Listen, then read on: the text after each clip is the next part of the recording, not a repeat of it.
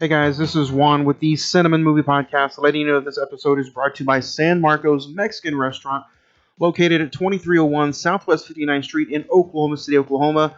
Check out their Wednesday margaritas for $5, frozen or on the rocks. It's the perfect medicine to get you through the hump day, and let them know that the Cine-Men Movie Podcast sent you for 10% off of your order. San Marcos Mexican Restaurant, great food and even better customer service. It's the only restaurant of the Cine-Men Movie Podcast. You like that, old man? You want a piece of me? Do I feel lucky? Well, do you, punk? Good morning, Vietnam! I love the smell of napalm in the morning. You're gonna need a bigger boat. I feel the need for speed. I wish I knew how to quit you. Love means never having to say you're sorry. You do? You shoot your eye out, kid. I answered. And don't call me Shirley. There's no crying in baseball. This is long, bitch. Hey, the Schwartz baby. I am the father. At you, my pretty. Take your stinking paws off me. May the force be with you. Here's Johnny.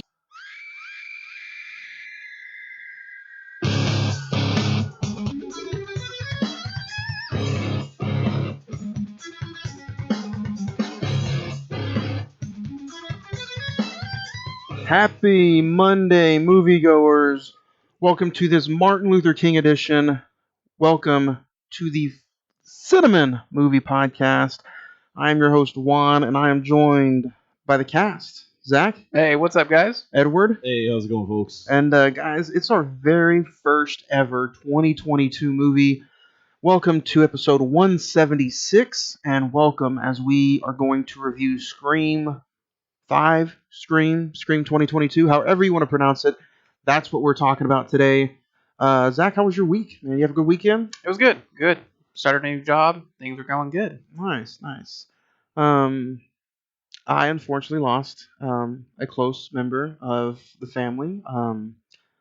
Cowboys lost this past weekend, and they're going home for the year. And it's been a very, very sad weekend here around the household. So I'm walking around, cup of coffee won't help any. Believe it or not, I did watch the game, and there for a second, I thought maybe Johnny's not going to cry. But Maybe, no. Yeah, no, I soothed myself in a warm blanket.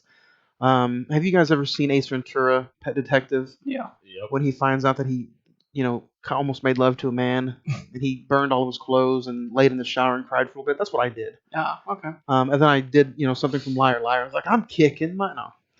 But no, it was an okay weekend. It was fun. It was filled with a bunch of movies I can't wait to talk to you guys about in recent watches.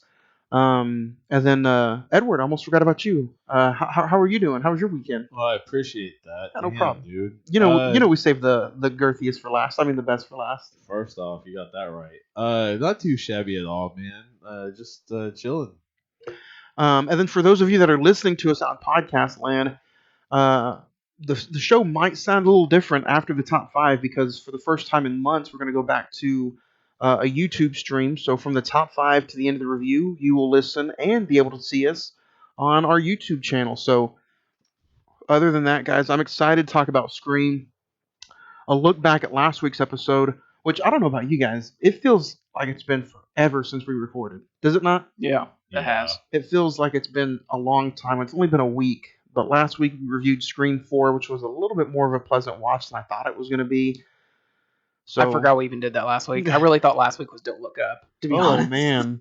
But you guys can go check that out, and Don't Look Up. We won't. This is our 3rd episode of the year so far, so you can go back and listen to all of those in our archives at Spotify, Podbean, Anchor, iHeartRadio, Pandora, Amazon Music, anywhere you listen to podcasts at, and now including Apple Podcast. All the audio streams. All the options. We're giving you all the options. And now, thanks to the Prescribed Films Network, you guys can check us out on Apple Podcasts. So, or you can listen to us on the Prescribed Films Network. So go to www.prescribedfilms.com, and there you can find us. You can find Attack of the Killer podcast, the Movie Defenders. So a great bunch of other podcasts for you to listen to, including yours truly. So not a lot to mention today, guys, and some movie news, but I do have some fun giveaways that I'd like to mention. If you follow us on the social media, facebook.com/the Cine-Men Movie Podcast, or the Instagram, which is one word, Instagram/Cine-Men Movie Podcast, or the Twitter is at Cine-Men405. There's a bunch of fun giveaways that was handed out this past weekend, so go check them out all over the social media. And you can enter in all three platforms to enter and to have a bigger chance of winning. So go check it out only on the Instagram page. There's not a lot of movie news to talk about. Two subjects I want to bring up, and then if anybody else wants to bring anything up, they can. John Watts, the director of the Spider-Man trilogy, is wanting to produce and will produce the Final Destination reboot. I heard about that. Thoughts? You guys interested in a reboot or requel? However, whatever kind of rules apply to you. We'll get into that a little bit later on as well. Anybody interested, or should they just not mess with anything? I mean, I guess you can go ahead and do some technology Final Destinations, but I mean, the originals had different things that we still probably look for to this day and avoid or try to avoid, like log trucks. Oh, for sure. Yeah. So. Zach, what about you? Are you interested in seeing some of the other stuff pretty much get rebooted, or no? I mean, are you a fan of those movies? I enjoy them. I think my personal favorite is 2, just because of the log truck. That was a horrible. Everyone. We'll do a bonus series and talk about all 7. It's I don't know. We're in the day and age of prequels or sequels or whatever word you just said like 10 minutes ago. Requels. It's just at some point I knew we were going to probably get a remake of this, and so I mean John Watts has pretty proved himself as a director, so if he wants that's what he wants to do next, then go for it. I want to bring this up. This is kind of just something that popped in my head. You said he's proven himself as a director. What did he didn't do anything before the Spider-Man movies, really, did he? I think he maybe did like a couple indie projects, but like Spider-Man Homecoming was like his first big break. Do you guys think that some of the Marvel directors, they have their success with those movies, but when they go off, and I'm not including Sam Raimi or the guy who just did Suicide Squad. Help me out, Zach. James Gunn. James Gunn. I'm not talking about those two, but all the other directors who have done some Marvel movies, when they leave the Marvel universe and go do something else, that something else is usually pretty awful. You guys agree? Because you have the brothers who did Infinity War. Yeah, they did, and then they did 21 Bridges, which was it was a good watch. Yeah, but not I would never watch it again. Maybe. Yeah, and they directed I think that Tom Holland movie Cherry on Apple TV. I watched like 10 minutes of it. I was like, I'm good. So. Yeah. Speaking of Tom Holland, my other news is the Oscars are currently looking for a host. There has not been a host in some years now. I don't know if he accepted or declined, but Tom Holland's name has been brought up as far as co-hosting or hosting. What do you think, Zach? Especially you. You're a big Oscars fan. You watch it every year. Yep. Do you think it needs a host? I don't think it does. Truthfully, I mean, the last couple of years where we haven't had a host, I think it went smoothly. We got the show going, and we were out of there by 10. When we have a host, we add all kinds of musical numbers and everything else in a monologue, and I don't miss it. Truthfully, I just like the hostless Oscars, and let's just get on with the show. Like a one-night stand, you want to get in, get out, wash your hands, and be done with it. See you next year. You really don't want to see Tom Holland perform Rihanna's Umbrella? No, not really. No? Do you want him to swing around in the Kodak Theater? Why not? It'd be interesting. I agree with you, Zach. I don't think we need a co-host. I think it's just I think the award ceremony that used to get 4 or 5 million views a year. Now last year didn't even hit 1 million views. No. So I think well, and I think that's maybe why they're doing it. I think they're doing it because they need eyes. They need people watching.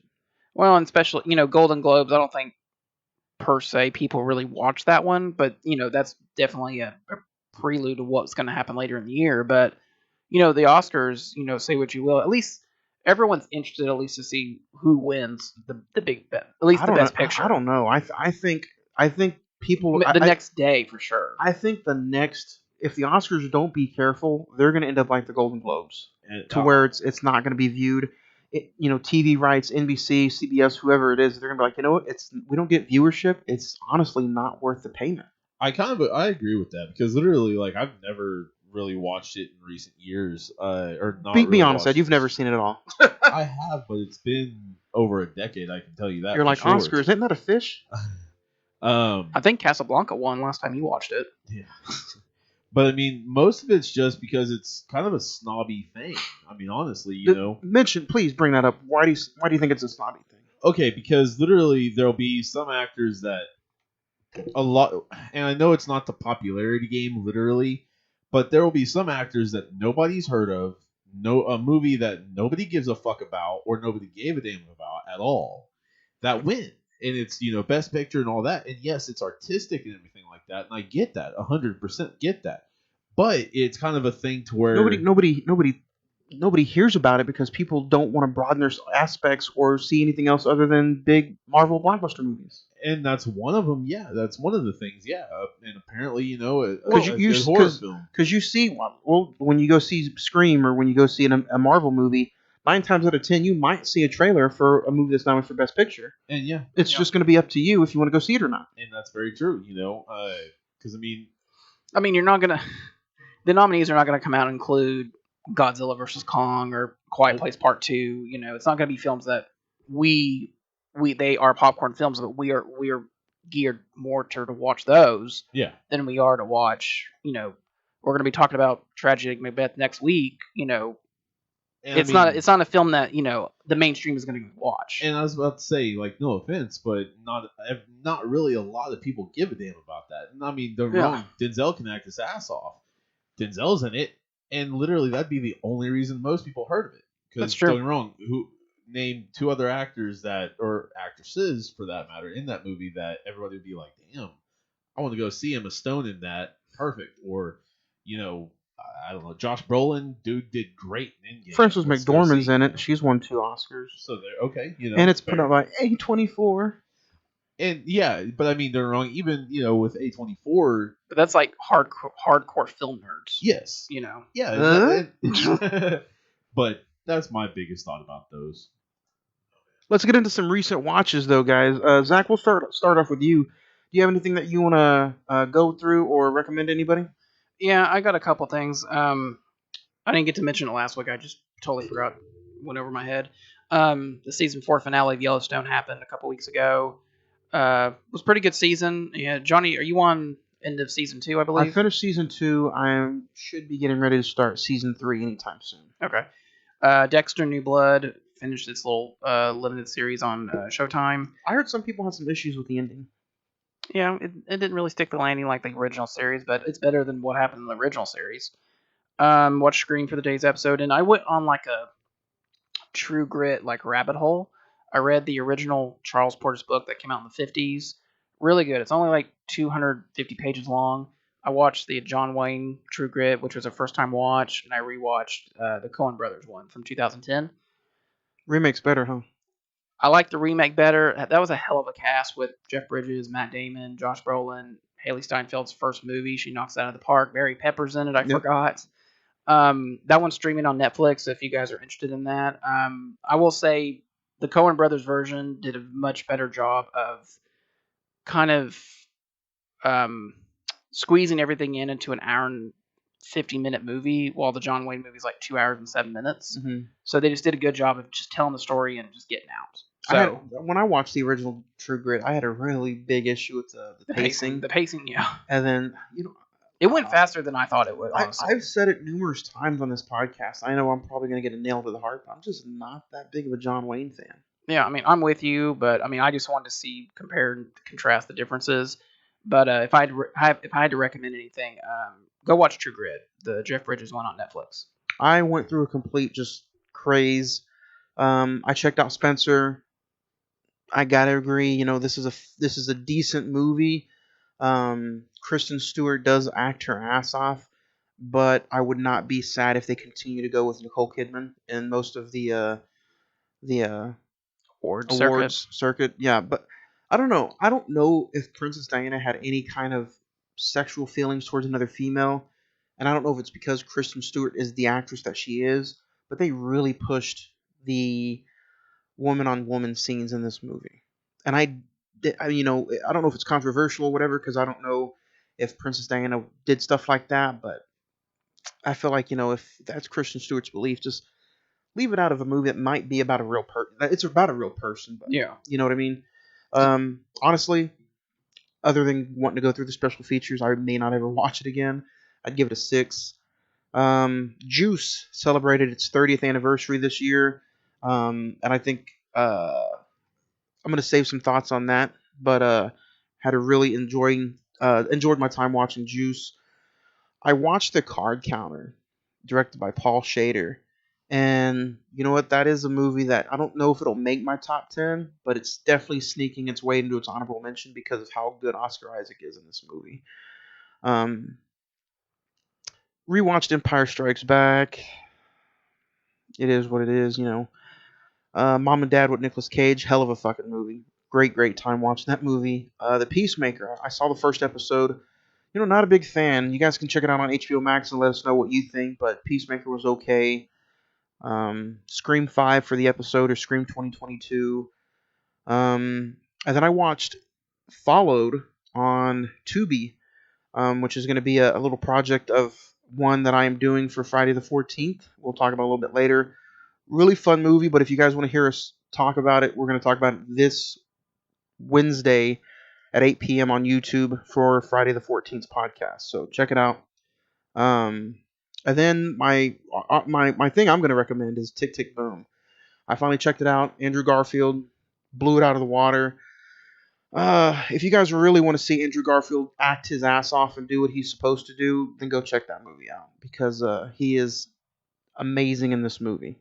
So, Ed, what about you? What'd you check out this week? I finished the season of The Witcher.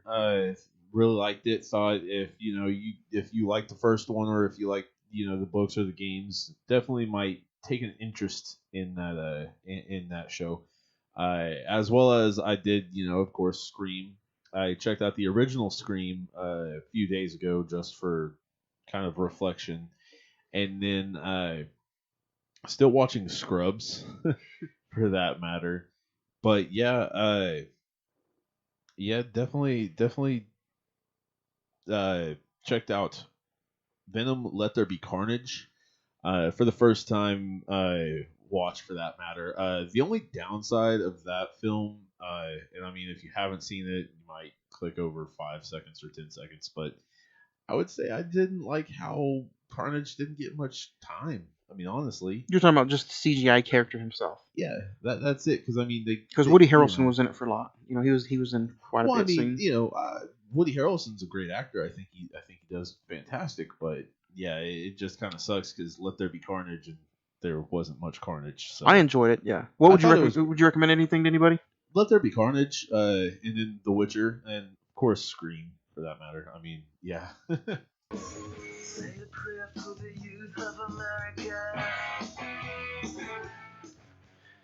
Hey guys, this is Zach with the Cine-Men Movie Podcast. I'm here to talk to you about our good friends over at Rodeo Cinema, a non-for-profit, unique organization movie theater located in the stockyards of Oklahoma City.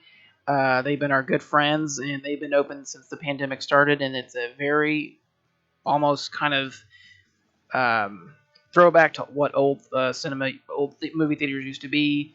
They have a lot of great stuff going on. They have here, like we said earlier in the show, we're going to be talking about the tragedy of Macbeth next week. They're currently showing that this week, so go check it out for the episode next week. This coming Saturday, January 22nd at 7 o'clock, they're showing for the 30th anniversary Unforgiven, Clint Eastwood's masterful Western that won Best Picture. Later in the year, they're showing Parallel Mothers, which is Penelope Cruz's new movie. And hold on one second, guys. On January the 25th, they're showing the classic Scott Pilgrim vs. the World. So go check them out. Rodeo Cinema, located on 2221 Exchange Avenue, Oklahoma City, Oklahoma. And tell them the Cine-Men Movie Podcast sent you.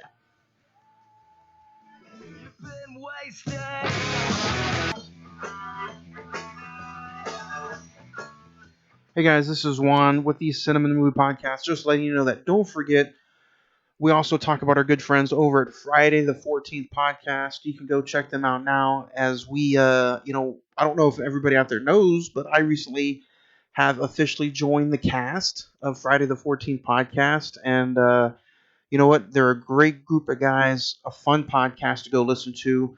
This past week, we did Hellraiser, had a really fun conversation, and just a great review of the film Hellraiser. So if you haven't checked it out, you can go check it out on Tubi for free, or check it out on Amazon Prime as well. So, for those of you that like podcasts like this one, over at Friday the 14th, we review everything horror, and those podcasts drop every other Wednesday. But this Wednesday, a new podcast is dropping, and it's Friday the 14th presents UHD, underrated horror movies. So for some movies that are not very well known, whether you want to call them like B classics or just underrated films, we're going to be getting into some underrated movies, and it starts this Wednesday, 8 p.m. YouTube live. Check us out as we review Followed. You can go check that movie out on Tubi as well. So it's going to be a fun conversation, and I can't wait to get into it. So you can also follow them on social media, just Friday the 14th podcast, or listen to them wherever you listen to podcasts like this one. So go check them out, Friday the 14th podcast.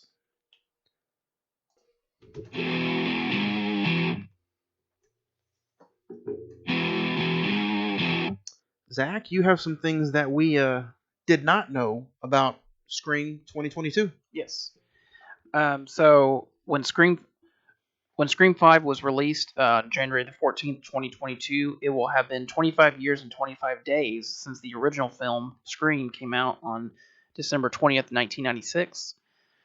While Richie is watching a YouTube video about Stab 8, one of the thumbnail recommendations beside it was an interview with Woodsboro survivor Kirby Reed, who was Hayden Panettiere from the last film, which pretty much concludes my thoughts on she did survive. They just didn't bring her back for this film, which is cool. And there was also another thing that said David Arquette wanted her to return as that character. I saw that too. I don't know if you caught this in your notes or if you brought it up, but when Sydney keeps referring to Mark and the kids are fine, Mark is Kincaid from Patrick Dempsey's character from Scream 3. So, David Arquette, who is a certified Bob Ross painting instructor, taught several of the cast members how to paint like the legendary artist during filming breaks. And then Sydney's line in the film, "I'm Sydney fucking Prescott. Of course I have a gun," was Nev Campbell's idea to include. David Arquette is a certified painter. Bob Ross. Isn't that interesting? Did you know that before this? No. I saw that. I was like, yeah, we got to mention that. Yeah, and for those of you that are getting ready to, like I said, after the top 5, you guys can see us during the YouTube videos. I'm wearing my nice David Arquette professional wrestling shirt, who I got to meet him in 2019. And how was that at a wrestling con? He was a little tipsy. I'm not gonna lie. He was a little under the collar. But it was fun. He was nice. He signed what he needed to. Gave us a shirt. Didn't even have to pay for the shirt. He gave it to us just for. I mean, we paid $10 to get an autograph and to see him. But for that $10, you got a picture, an autograph, and a shirt. Nice. So.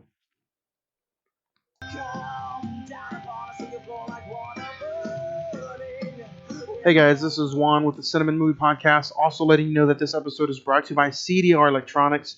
CDR gives you an OKC metro area the best value for your electronics.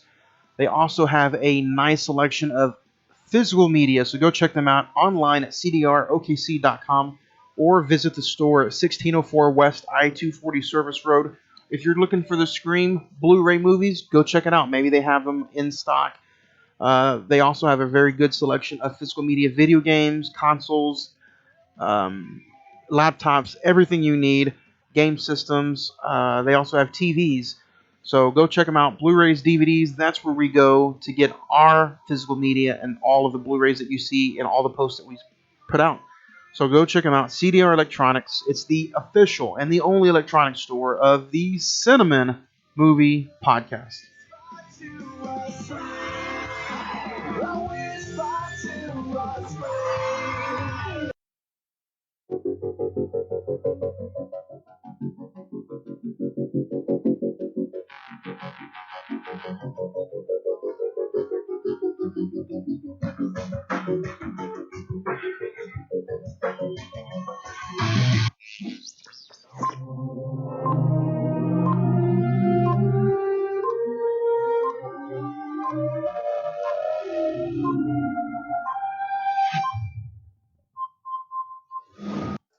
All right, guys. So this week we are talking our top 5 most favorite episodes that we did last year. And yes, for everybody out on YouTube land, this is one. That is Ed.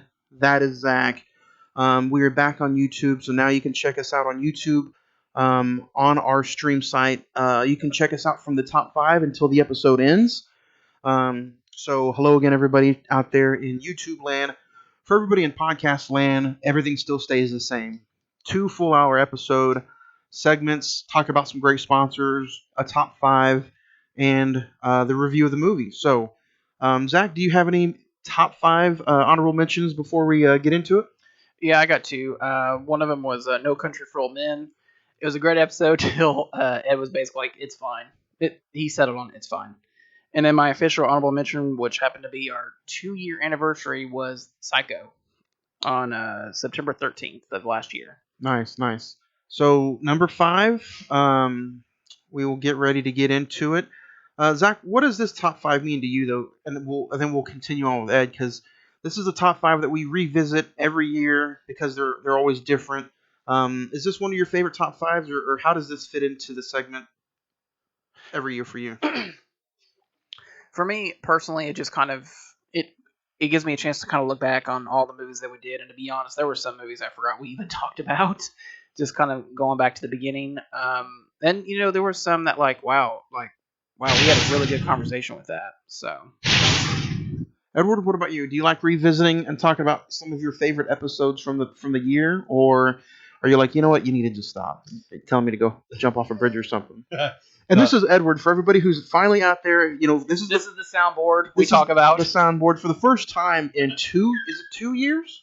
Somewhere around there. This is the first time since the Watchmen episode or the Godzilla episode that you're able to look in and see these beautiful, fine people.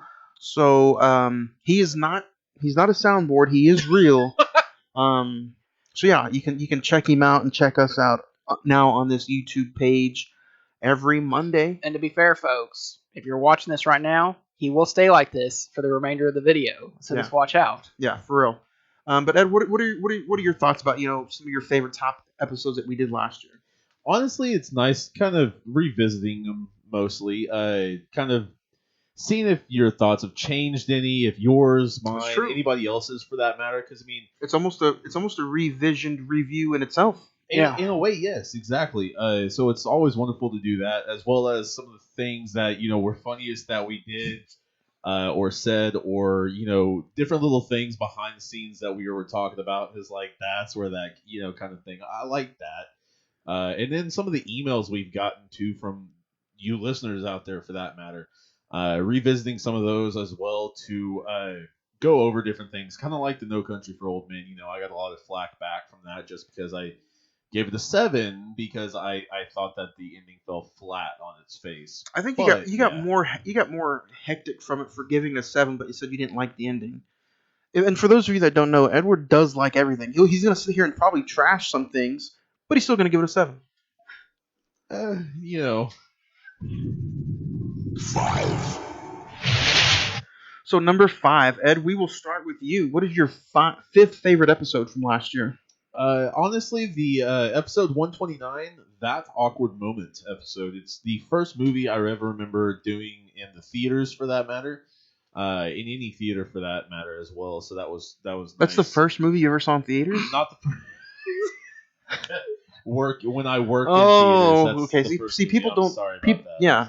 Listeners are like, what the? This is the first movie you ever saw in theaters? The hell, bro? Yeah. You were sheltered as a child, weren't you? A lot. Yeah. Not really, no. I should have been, especially hanging out with you every now and then. But that awkward moment, personally, I really liked that movie, as well as I liked the episode, and just kind of reminiscent of that, as well as when I first worked any movie in any theater. That was cool. And when they introduced you in movie theaters to new employees, the employee was probably like, "This is an awkward moment." Yeah. Oh, I bet it probably was. My number 5, honestly, is going to be the best of 2020. It was the episode we did last January, episode 126. First, these are always going to be some of my favorite episodes that we do. We're getting ready to do the new episode in just a few weeks. February the 28th is going to be the best of 2021. So if you guys ever, were like, hey, what do they recommend for the year prior? I recommend you guys going out and checking out that episode 126, the best of 2020, because, you don't have to Google, you don't have to search, just listen to that episode and see what these three guys, or Craig's not here, but see what we recommended as far as some of the best movies of the year. So that's my number 5, is the best of 2020 episode. Zach, what about you? Number 5 it was not our longest episode we've ever done, but it was the longest movie we've ever reviewed, and that was the Snyder Cut, Justice League, March 22nd. Really, really fun. I thought, thinking about a 4-hour film, like, oh, good God, this is going to be torturous for all of us. But man, it was such, I don't know. I don't remember. I think all of y'all kind of broke it up into hours or whatever, but I watched all 4 hours just continuous. It was that was a film that I wish we had seen in the theater, just because of what Snyder really put together. He basically re-engineered that whole entire film. Did it get a theatrical release? No, it didn't. Well, maybe in select theaters. Maybe in select, but not like a countrywide thing. I was really high on it, and to be honest, it might be in consideration for our top 5 plus 5 of the year. If they re-released it in movie theaters, would you go check it out? Maybe. Yeah.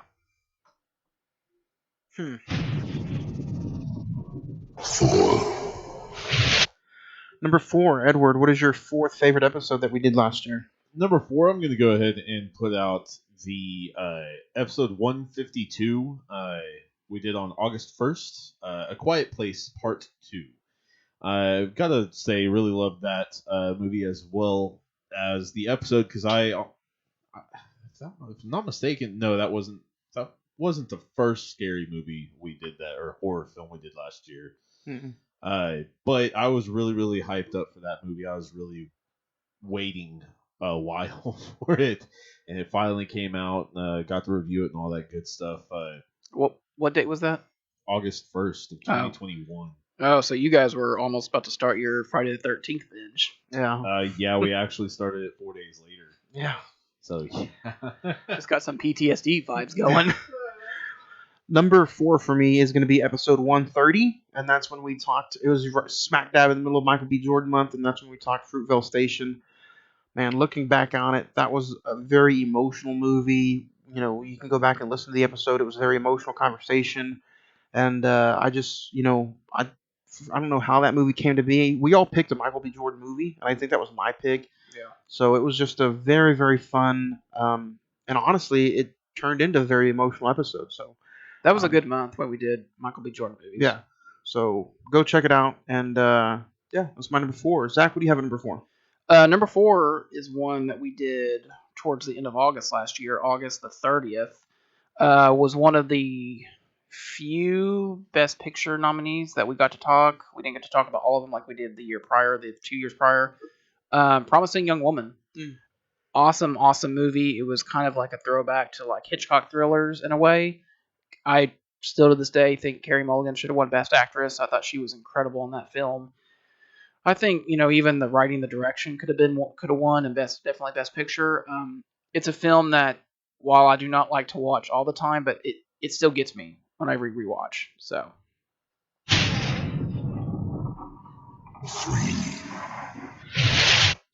Number 3, Edward, what is your 3rd most favorite episode that we did last year? Going back to March 29th of 2021, episode 134, the top 5 plus 5 Pixar episode. Just to hear, which, some of them we knew, some of them we didn't, and some of them were surprises and all that from each and every one of us. Getting to know what your favorite, or Zach's, or Craig's, or even mine for that matter, going back through a childhood of movies and seeing which ones I was like, dude, that's got to be this. No, that has to be because, and all that. Getting to sort your list was fun enough for that matter, as well as just going and hearing all of you guys. So that's one thing that I like about it. Another thing is the top 5 plus 5s are always kind of a fun little bit that we do every now and then. It's just always fun to come together and have a little extra time on this particular segment and have an entire episode about it. And the listeners love to get involved with those episodes. They always send in a bunch of emails regarding the subject matter. And I was about to say, that's one of the other funnest things, literally, is kind of seeing what you folks out there really like, or, what your childhood was built upon, whether it was Treasure Planet or whatever other cartoon movie, whether Pixar or not. And that is fun. That the top 5 segment is something that is a fun segment that we do every week. But like you said, Ed, it's fun to once in a while dedicate the entire 2-hour episode to the entire top 5. Yep. Number 3 for me is going to be episode 141, and that's the 20th anniversary of Shrek. Such a fun conversation because I did not know how much fun I was going to have rewatching that movie. And then we sat and you guys can go back and listen. I didn't edit out any of the laughs. We laughed our asses off on some of the conversations that we had and some of the music that we ended up listening to on air. So, and it turned out to be one of the highest and fastest downloaded episodes that we had in quite some time. So, it was huge for us and it was so much fun. So go back and listen to episode 141, and I'm talking about Shrek, the 20th anniversary. So who doesn't like a big old green ogre, huh? I don't think I was on that episode, was I? Because that's when I was leaving town or leaving the state for a while. I don't know. I think you were on that I think episode. you were on Shrek. Yeah. Possible. We got our own Shrek, so that's all right. Get out of my swamp, donkey. Zach, what about you? What's your number 3? What's so funny is, you did, Ed, you said your number 3 was your Pixar episode? Yeah. Mine was going to be the next episode after that, which was Godzilla vs. Kong. April the 4th, that was pretty much the first movie we got to see in theaters since probably the pandemic started, without probably Tenet or something like that. Yeah, Tenet was the one before me. Yeah. Yeah. But this one was pretty much the one that, it was kind of, theaters were slowly opening back up. That was like the first big movie of 2022.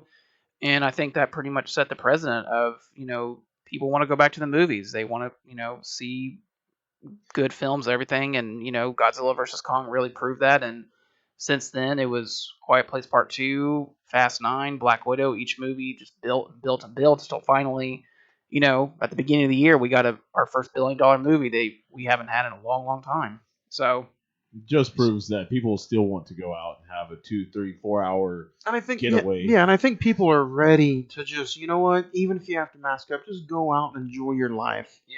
Don't worry about anything, because guess what? At the end of the day, we're all gonna die. Exactly. So you might as well get you a movie involved. Go bowling.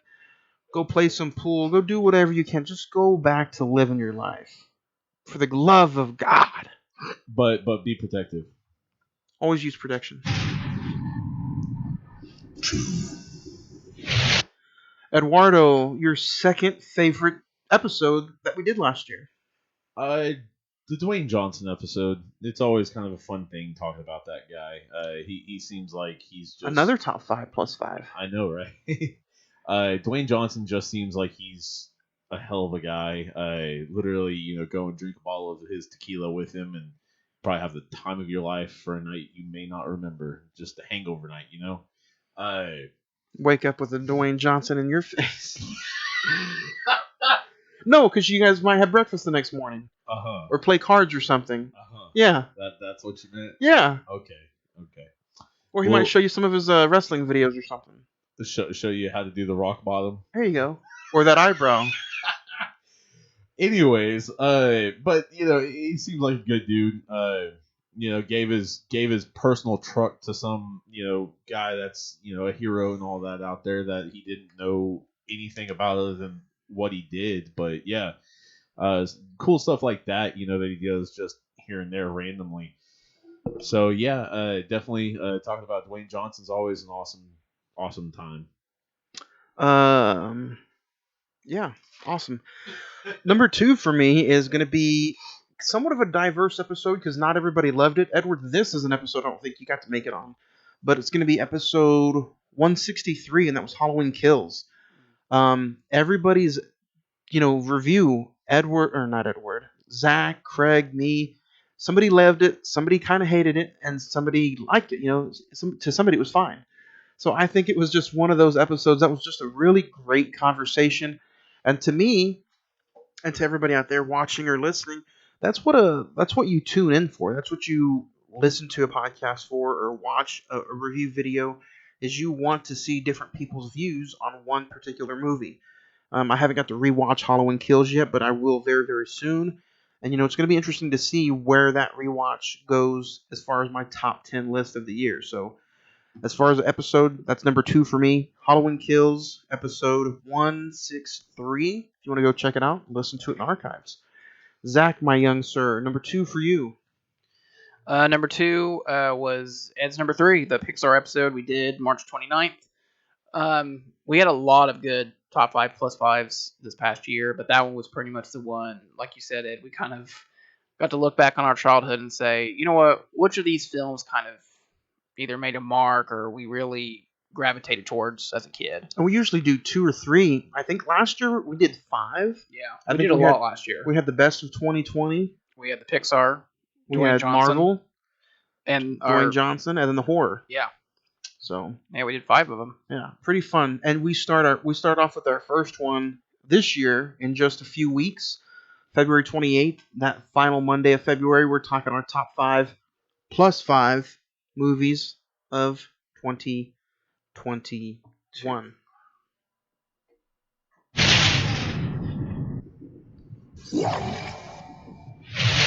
Edward, sir, what was your favorite episode that we discussed last year? Coming out on September 13th of 2021, episode 158, Psycho. The revisit for all 4 cast members, not just the 2. Personally, I like that one just because it was a revisit of all that, as well as, like I just said, getting Zach and Craig's thoughts in on it for that matter. It was fun. It was always kind of a nice thing to go back to our little humble beginning, if you will, as well as kind of just re-review, see what you and I thought differently of it. I know Zach is kind of more into the artistic, forgive me for the word, but old-timey movies, different stuff like that. No, you're right. Because I was born in 1705, so Nosferatu over here. But, you like stuff like that, like Hitchcock's work, Rear Window, if I'm not mistaken, The Birds as well, different stuff like that. Yeah, we're going to be talking about Rear Window here in a couple weeks, so. So, I mean, it's just different works like that you like as well. So I thought that was pretty cool to get your take on that. But, yeah. I have a tie. Uh-oh. And for good reasons. My first one is, my 1B is going to be the conversation that I had with Craig, episode 172, Spider-Man No Way Home. No offense to anybody in this room, but me and Craig, we go decades back. We go years and years back, almost as long as me and Edward. I mean, me and Edward know each other from a long, long time. For obvious reasons. But before this podcast got started, me and Craig and Edward was also involved in getting this podcast started. Craig had just had a baby, going into a new job. I didn't feel like I wanted to really bug him with the startup of this podcast. So me and him having a one-on-one conversation about one of the biggest movies of the year. In retrospect, if you guys go back and listen to it, we just flowed off of each other. It was a fun conversation. It was in-depth. We went through scene by scene, something I don't think we've done on this podcast in a very, very long time. But we had to fill 2 hours. Even when it's down to just me and one other person in this room for this podcast, we still feel like we have to dedicate a 2-hour episode. So we had a fun conversation, and that's 1B for me. But my favorite episode that we did last year was going to be October 11th, episode 162, No Time to Die, for various reasons. It was a very, very fun episode. Great movie that we finally got to talk about after a 2-year build-up. But we also got to put Gray's name on this episode, and his picture and his Cash App, because he was in an accident. So we were able to use our platform to help him pay some stuff. Now, I don't know. I didn't ask how much we helped with or how much anybody might have even donated. but just that camaraderie and that like friendship and using a platform like this to get that over to somebody else, to me, is what this is all about. The downloads are fine. The sponsorships are cool. Hanging out with you guys is amazing, and talking about movies is a plus. But when we can do stuff like that once a year, a couple times a year, just help somebody out, to me, that's what some of this is really all about. Using a platform to where hundreds of thousands of people listen to every week. So thank you for the downloads, the listens. Thank you for a fun 2021 season. And this year has started off just as big, just as bad, and just as fun. So it's my favorite episodes of the year. Zach, what about you? Yeah, I'm gonna follow that right with you. Number one is No Time to Die, October the 11th. Like you said, we did help someone that was desperately in need, and that was an added bonus to that episode. But to me, I mean, the fact that we started with Casino Royale early 2020 and had to wait near a damn year and a half to get to the finale of that series.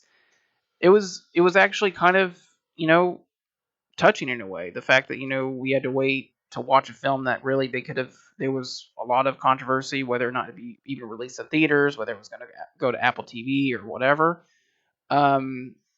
But the fact that we got to see it on the big screen, and I believe all of us pretty much walked out, especially you, Ed. I know you're not the Bond fan. You came out saying, I think you gave it a 10.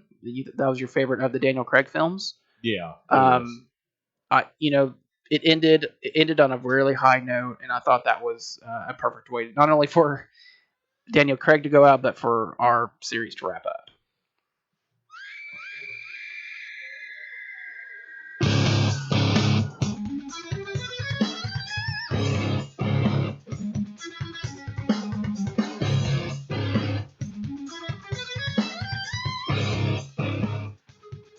All right, guys, it is time. Let's talk Scream 2022. It had a theatrical release January 14th, 2022. It also, on IMDb, has a 7.3. Rotten Tomatoes is at 76. The Metascore is 61%, while Edward and the Google users have it at 88%. The budget was $24 million, while the box office so far worldwide has grossed almost $50 million, and it has officially knocked Spider-Man off of the top box office ranks. So 25 years after the original series of murders in Wardsboro, a new Ghostface emerges, and Sidney Prescott must return to uncover the truth.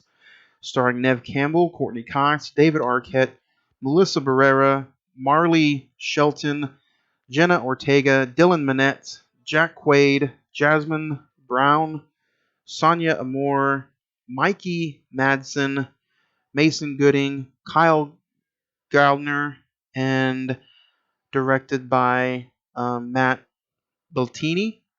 Am I saying that right, Zach? Yep. Bettini Olpen and Tyler Gillett. And for this, our third time with this new segment, we're doing our director talk. Zach, I'll have you go ahead and bring up his filmography while I'll explain to everybody out in YouTube land and podcast land, for those of you that is new to this episode or new to this podcast. We just started 2 weeks ago. Right before we dig into the movie, we have director talk, and it's pretty much where we kind of just have a little limelight on the director. Last week was Wes Craven. 2 weeks ago was Adam McKay. And now this week, not really a big-time director. I don't know how much stuff he's really done. But we're going to put a little limelight on the director. I think someone just got murdered. Scream. Yeah.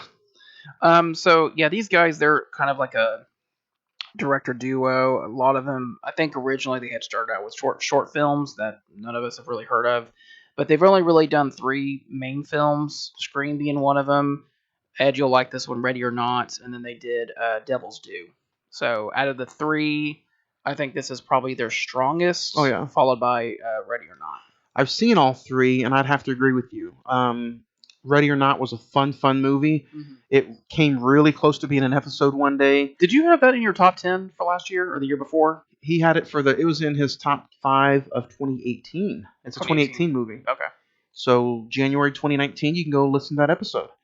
But yeah, I would agree. Scream is definitely their strongest movie. Ready or Not, and then Devil's Due was there. Ed, what about you? Same? Have you seen all three, or just the two? Just the two, honestly. Devil's Due, I have not heard of it until today, so that's that. Aw. But yeah, I definitely agree on that. If I had to put Scream and Ready or Not in comparison, I'd say Ready or Not's number 2, Scream is number 1. I think they also did Yeah. like a little segment in VHS. If you ever seen that horror movie. I have not. VHS, you know who has seen and reviewed that movie? You guys can check them out. Our boys over at Friday the 14th podcast, VHS. Good plug. Good movie too. So go check it out and go listen to Friday the 14th. Let's dig into it though. What are you guys' first thoughts? I was able to sit through and watch this movie twice. I'll go first. First time thoughts. You know what? It was everything that I wanted to be in the new Scream movie. I did have a small issue with some of the dialogue and some of the way the ending was, but we'll get into it. Short and sweet. Ed, what about you? First thoughts on the final watch? Mainly, I was wanting to know what was going to be different, how they were going to make the twists happen, because it's just like, okay, what else can you go from now to new? Bring it to a new audience, make people interested in it after, a 10-year, 11-year hiatus of Scream movies, make people interested in it, as well as the entire Scream franchise, like the movie denotes, actually is, 26 years old. 25 years. So, I mean, and they did. What else are we doing? Yeah. Zach, what about you? A few short words. What was your final thoughts? Like you, Ed, going in, I was just like, all right, what can we possibly do this time, especially at fifth film in a franchise? Truthfully, I mean, they surprised me. They got me where, I was actually into the quote unquote whodunit, and by the end of it, I was actually quite entertained. Okay, so Zach, you kind of feel the same way, that you think that this movie did it live up to some of your expectations? That's the thing. I didn't really have any expectations going in. If you go back and listen to our Scream 4 episode, I think all of us kind of had the same notion of, if they're going to do this, they need to kill off a legacy character. One of the trio. Yeah, we'll get to that. But, overall, I just didn't have any, this has got to happen in this movie. And, I was, like I said, I was entertained and I was pleasantly surprised by it. And they do. So we're at 53 minutes exactly on the audio podcast. If you have not yet seen Scream, go check it out. It's in theaters. And then return back and listen to our episode, because from here on out is spoiler heavy. For everybody on YouTube, we're at 28 minutes on YouTube. 28 minutes. So go check Scream out and then come back and see us on YouTube. So let's dig into some of the spoilers. You introduce for the first time in any of the movies, you get introduced to the first victim and she gets stabbed, but come to find out she don't die.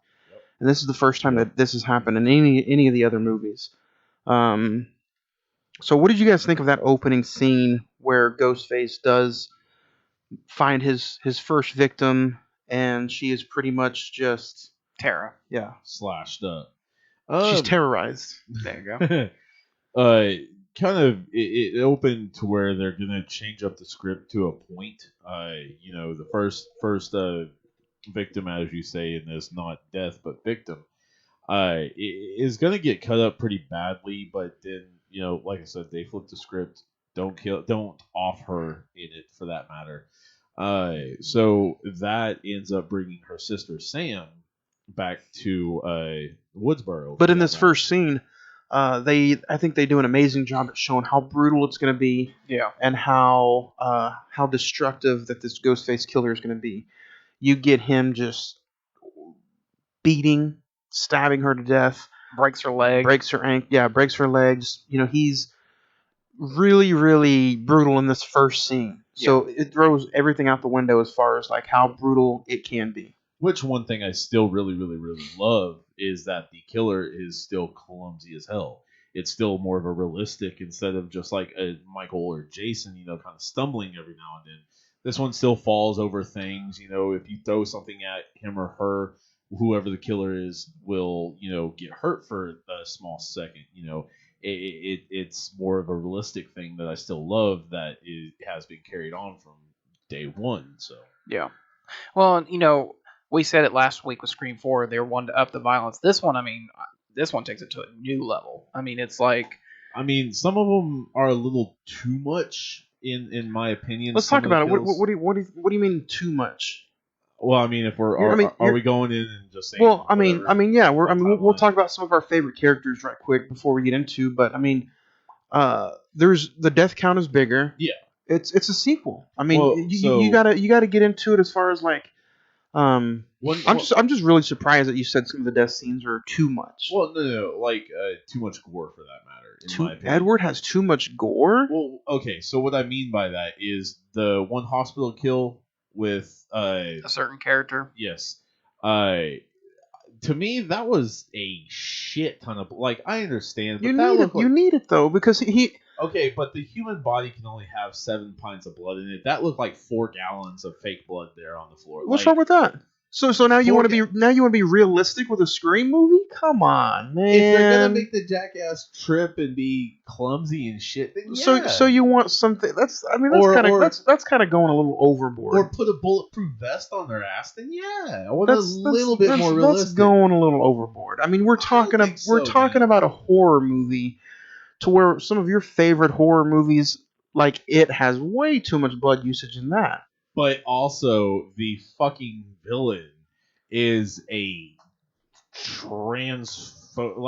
transforming. What I'm saying is, it's a horror movie. Let it go out the window. Deadlights. If you want to put that much critiquing on a horror movie, then that's you.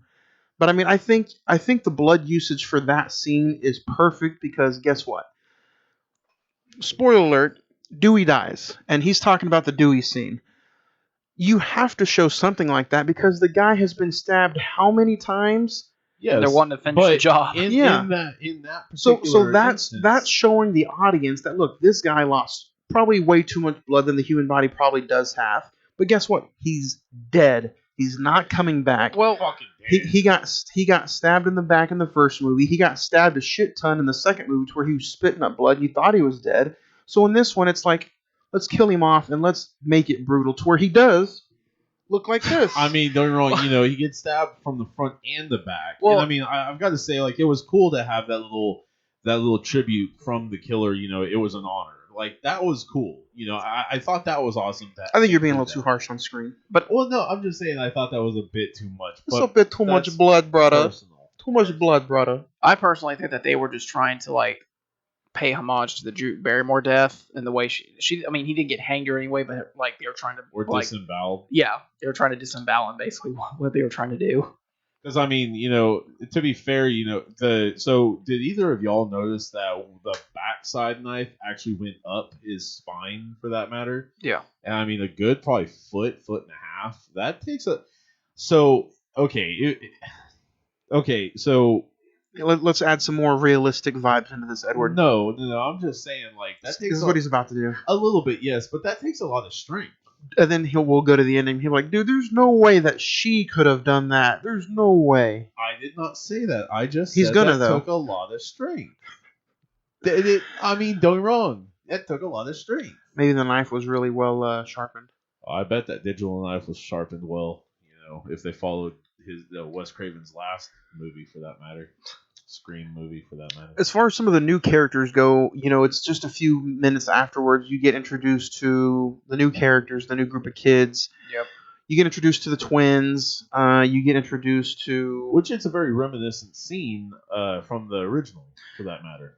So I got the names right here. I got Sam and Richie, who are, quote unquote, are the twins. Well, Sam and Richie are the sister and the boyfriend. Tara, who was the original attacker. We got Wes, Amber, Chad, and Mindy, who are twins, and then Liv. And then that's kind of our crew. The twins are Randy's nieces and nephews. Yes. Or niece and nephew. Which I will say, one of the things I do have in here is the meta universe of Scream. I do think that they did a really good job of kind of taking different aspects from the other films and kind of place it in this one. A lot of the reviews out there that were negative about this, there's a lot of Scream fans who don't have this in their top at all. They actually have like 3 and 4 over this. What? Yeah, so there's a lot of reviews out there that read this as, they don't like this because it's just a rehashing of some of the other ones. If you live in a small town, guess what? You're going to have relatives, cousins, brothers from 25 years ago. Which you're not going to just not mention any of them. Well, I mean... It's not even that, but Wes is Sheriff Hicks' son, for that matter. So there's another... and the douchey guy from the bar, Vince, that's actually Stu's nephew. Which I think you had called out, like, when we got to the theater, but yeah, you were right. That was his nephew. Yeah, it stays in the movie. Yeah. You got a problem with that too, Edward? No, it's just like... Why is his nephew in the movie? No, the only thing with him is it was a random fucking character. Like, that's it. I mean, the fucking car was beautiful, don't get me wrong. That was... Well, technically, any of them are random characters. They're all just thrown in there. Yes, but I mean, like, he had no, like, significance other than being a kill. Exactly. That's really... Which, he was you didn't find out he was Randy's... Stu's nephew until like 5 minutes after he died. Right. So the moment you see him antagonizing the female or the other group of students at the beginning, guess what? Victim. Or not victim, but suspect. So it's not technically... I mean, it's not really random. Well, I mean... They say it in the movie, this is technically a whodunit. So you got to throw random people in there. I can kind of understand how some Knives Out. Some of them are random. Yeah. I can understand how some of this was a little bit kind of irritating to some people who just simply, are for the Scream universe, because it was a rehash of several different things of the original into this. So the first scene you come upon the group of friends is pretty damn reminiscent of the original. Come up and the boyfriends. The scenes are just the scenes are reversed. That's not one of the first scenes in the first one. No, but what I'm saying you get in the first one you get but in the first one you get introduced to them individually and then you see them as a group. This one you get introduced to them as a group. But I mean they want you to look at Chad because he's got the bruises on his left arm and he's a strong dude. They want you to go and look at Wes because he's a bit of a creepy little bastard, with the frosted looking tips, kind of looking like what's his name from Eminem? I Know What You Did It last summer, long ago. But I mean, there's different things like that, as well as then you go over to Mindy, who is the new Randy, basically the expert on anything movie wise or horror film wise. She's giving out the, as she calls it, requel rules for that matter. I love that they brought that upon because you have so many different, requel movies that came out, whether they just introduced that word or not. You have Halloween, Candyman, and then this one's kind of the same to where, we're putting it in right after the original. Yeah. And I think, I watched it again when I came home yesterday, and it feels like you may not even have to watch 2, 3, or 4. This probably goes right in just after watching the first one. Yeah. Because they do so much explaining in this movie to where I feel like it could be too much explaining. Mm-hmm. Whether it be like the stab movies. I'm going to bring that up. Do you guys feel like the stab movies should have not been brought up in this movie, or do you think they were needed? I think that was more kind of a nod to Wes Craven's ideas. That, right, but I'm just saying for your enjoyment. I didn't mind it. But that's ultimately, when we get to the end, what the motivation is of these people. But I mean, at the same time, it's like, in every film they have to do the meta commentary on what horror films are of the day. When they asked Tara what her favorite movie was, it was The Babadook, and that's very much like a very psychological horror film. And they even bring up good movie, by the way. Yeah, they even bring up Jordan Peele and how he's kind of raised the bar for horror films, and it's got to be more high-minded, high maintenance. High maintenance. Yeah, that's a good word. High maintenance horror films. So the killer even says that in the first phone call. He's like, "Don't you think it's a little high maintenance? Yeah. What's wrong with just a good old slasher horror film?" And you know what? the Texas Chainsaw Massacre sequel or requel, whatever you want to call it, is coming straight out on Netflix here in a few days. So, that's another one that might be looked at. But One thing I did like is that you've seen the small clip of Stab 8 for that matter, and they change up the Ghostface Killer in that all the way through. Literally it's just, I don't know, it looks like Jim Bro Ghostface because he's got ripped off sleeves and the mask big old, the all mask that. is silver. Different stuff like that. It's upgraded, chromed out, and stuff like that. Did you like his? Did you like his flamethrower? I was about to say the signature weapon is a flamethrower now instead of a knife, for that matter. Which people were pissed off about in the movie for that. Were they making fun of Jason X in that scene? I know they were making fun of the actual Scream 8 or Stab 8 movie because they're like, it's Stab 8, but you call it Stab with no 8. Kind of how they were doing with Scream. Yeah. But I mean, it's just kind of it literally is mirroring real life to where some of the actual Scream fans are not liking this one. I do have to say I agree, and I love the way that the legacy characters were used. Yeah. They were in it just enough, but they weren't in They didn't rely on them. They didn't rely on them. They didn't overtake it. That's one They big compliment on this film. They really let the new characters take their own. Yeah. And then a character that you haven't seen since the first one. What do you guys think of the Billy Loomis flashbacks? They take an aged Skeet Ulrich and they make him put some makeup on him and they have him look just like how he did right before he died with the white T-shirt and the bloodstains. They de-aged him. Yeah. Did you like the Billy Loomis scenes, or me personally? Before we move on, I could have lived without him. I think if you're gonna do the family lineage thing, I thought this was a good way of doing it. I don't know if the hallucinations. Yeah. I didn't like the hallucinations, but I did like the way that they said Sam was Billy Loomis's daughter. I think you could have just had that and just have that constant remembrance and the idea of you are related to a serial killer. That would have been enough. Now, personally, I think they did the hallucinations. I think they did that to say, oh, remember, this is Billy Loomis. This is Billy Loomis. If they just stated the name, I don't think today's Scream fans or horror fans today would know who they're talking about. Like, who the fuck is Billy Loomis? Yeah. I think they did that to just remind everybody who he really is. Well, and I think they just did one too many of them. In the early stage, I was like, yeah, that's kind of cool. She just being haunted by the idea that, you are my child, you are me. But by the time we get to the end and the final battle, you're just like, okay, really? Like, look, there's the knife right there. Get it. Well, I mean, I think it's kind of, explaining why she ran and all that stuff. I think it's kind of explaining that she's running from not only just her family and that she's ashamed of what her mom did, kept from her, as well as what, could happen with her sister, and ashamed that they were lied to and all that. But at the same time, afraid that if she stayed in Woodsboro, that her legacy would basically be following in her father's footsteps. Which, I mean, we can get to the end and talk about that in a bit. But, it's kind of a funny thing that, the apple doesn't fall far from the tree, but this one sprouted a bit different for that matter. Yeah. I don't mind them like I said, I didn't mind them bringing in the Loomis and the Loomis character and even them saying that's why she ran away. I thought that was great. Jack Quaid, though. Richie. Yeah. I didn't like him. Okay. I didn't like his character at all either.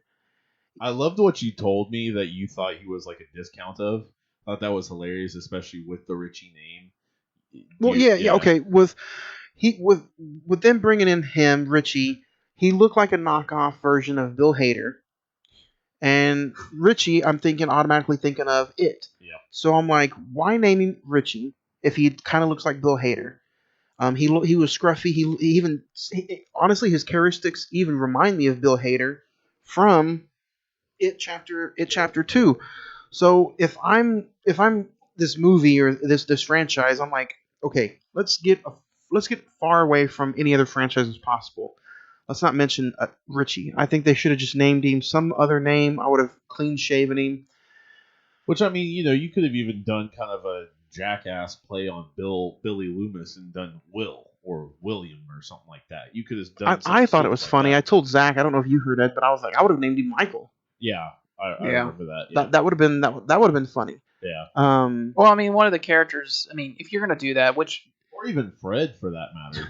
If you're gonna do that, I mean, one of the characters is named Wes. I mean, obviously for Wes Craven and everything, but I mean, it's one of those things where it's like.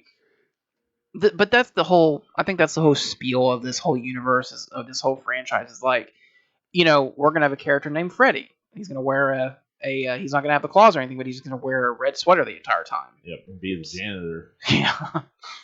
So I mean, that didn't. I feel like that's just a nitpick, but I mean, it didn't bother me. Like, it didn't ruin the movie. But I will say that character. By the time we get to the end, you're just like really? Yeah, because he was so nitwitted and so kind of clumsy and so kind of dumb. But he truly thought he was like and so a brilliant, smart person. Yeah. By the time the reveal happened, again, we told you guys out there, spoiler alert, Richie is one half of the killer. And I did not like the character, but I did enjoy him I don't know. I didn't enjoy the character. I think you liked him up to that point. Yeah, I liked him as the boyfriend. Yeah. But I did not buy him as a mastermind psycho. Because, I mean, when they're driving in the car about to go get the inhaler from the party, for that matter, what's the address to that? 1234 no lane. That was kind of brilliant right there of a little line. That was kind of a funny line. Different things like that would pop out. But the other killer, Amber, Mikey Madsen, who, wow. Yeah, she's got chops. She's amazing. She's a believable psycho. She's more believable in this movie than Scream 4, the niece. Emma Roberts. Emma Roberts. Jill. Yeah, Was that her name? she's more believable in this movie than Emma was at all. So you told us that she's actually from Once Upon a Time. Once Upon a Time. Is she the same one that burned in that movie? Yes. She's the psycho stab killer in Once Upon a Time in Hollywood. And then Leo takes a flamethrower to her. Yeah, Leo takes the flamethrower to her. Which is kind of a funny thing, but yeah. So, yeah, I mean, I think she did tremendous in this movie from start to finish. I thought she was the perfect selfish friend. Yeah. She was like, if no boyfriend, no boy is good enough for her, then nobody can have her. Literally, the whole movie gives itself away within, 30 minutes? I mean, if you sit there and think about it, you're going to tell me the first 30 minutes you already knew who the two killers were? No. I'm not saying I knew. I'm saying the movie gives itself away, but it doesn't hey, these motherfuckers. Yeah, when you go back and look at it, Dewey's like, it's the boyfriend. Yeah, how long have you known him? 6 months. Yeah, he automatically points out the boyfriend. Well, he's like, it's the love interest. It's always the love interest. And it was just like, is it really? And let's talk about some of Dewey's scenes, because Dewey in this movie, I didn't enjoy him in 3, didn't enjoy him in 4, but in this movie, I loved the shit out of Dewey. I love Dewey. Point to the shirt. Yeah, the shirt. I love this motherfucker. And for those of you that are just in podcast land, I'm wearing my David Arquette wrestling shirt where he's covered in blood. You can see it on the YouTube page. But yeah, no, I really, really loved his character in this. You felt sad for him. You felt bad for him. You see his sister Tatum's ashes up on the TV when they first do the shot of his trailer. Sam and the boyfriend come and try to talk to him. And he's like, you got 2 minutes. He tunes in and watches. Who was that? Tatum? His sister, the one who got killed in the first one. The garage kill. Oh, okay. You see his... it's been a while since I've seen that one. So. You see that he watches Gale Weathers every morning, which they've got a divorce. I think David Arquette's performance is really good in this. I just felt that it was a little heavy-handed when it was just like, let's get the game back together. I'm going to help you. And then especially when you thought it was like too obvious? It was too obvious that they're going to kill him off. Like when when they get in the elevator, said, "I'm going to finish the job." I was like, "Oh, well, there he goes." It was just kind of like, if we're going to pick anyone out of this group, I think all of us, when we got out, said Gale should have been the one that got killed. But I feel like Dewey. He lost so much that it made sense for him to go. He has nothing left. Yeah, he has nothing else to live for. Yeah. And if you look at it that way, he lost Gail. He lost his job. He even lost. He lost his sister. He even lost Sydney. Yeah. So Sydney moved away. She said she's never coming back. It looks like he lost the friendship of the deputy. Because if you see the scenes that they're in, they hardly even talk. So it looks like there was some bad blood there. Yeah. So he really has nothing to live for. And even in that scene where he goes to Randy's sister's house, even the kid, the deputy's son, what's his name? Wes is like talking about how you wake up living for the bottle every day or whatever. And he was like, "Are you the serial killer?" Because that cut deep. That was a brilliant line. Brilliant exchange right there. That really was. So yeah, I think he had nothing to live for. So I do think it made sense for Dewey to go. And what a scene! That was a brutal kill. Yeah, he was getting ready to go, and I think the thing that made it even worse was he was getting ready to shoot him in the head, and it was going to be over. But Gail was calling. Took his ball off, his ball off the eye for 1 second, eye off the ball for 1 second, and then cost him everything. And it really hit. I don't know about you guys, but what were you feeling whenever they put the body up in the body bag and took him out? It sucked. I was like, yeah, I mean, that was like one of the originals. I was like, there it goes. Yeah. At that point, what were you guys thinking at that point? He's gone. Are the two others gone, or do you think it was just him? I thought maybe Gail could go ahead and go too, honestly, but I was like, Sydney's not going to. Like, you see, like I thought that was gonna. I thought they were gonna kill off Sydney. It's like, you know what? If we're gonna do this, let's do them all. You wanted another book. I just felt like maybe some of the original cast was like, okay, you know what? I'll come back, but you got to kill me off. Like, I don't want to keep doing this. So I just thought, And Neve Campbell's the only one who has publicly agreed with the director that she said, you know what, I'll come out and do another one. So that's why I'm like, it would have made sense to kill off Courtney Cox. Yeah. Or just, moved away and just didn't. Yeah, because now that Dewey's gone, she has no reason to come back. She really doesn't. No. Mm-hmm. Not really, especially since she's saying she's not wanting. Well, in the movie, said she doesn't want to write any more books or anything. She got with what's his name, Mark, and she has a family now, and so she. And for those of you that are out there, we said it earlier in you didn't know, Mark is Kincaid from the third movie, so Patrick Dempsey, it's kind of cool that she ended up marrying him and having kids with him and everything. So. Yeah, so she has a family, and so it's just.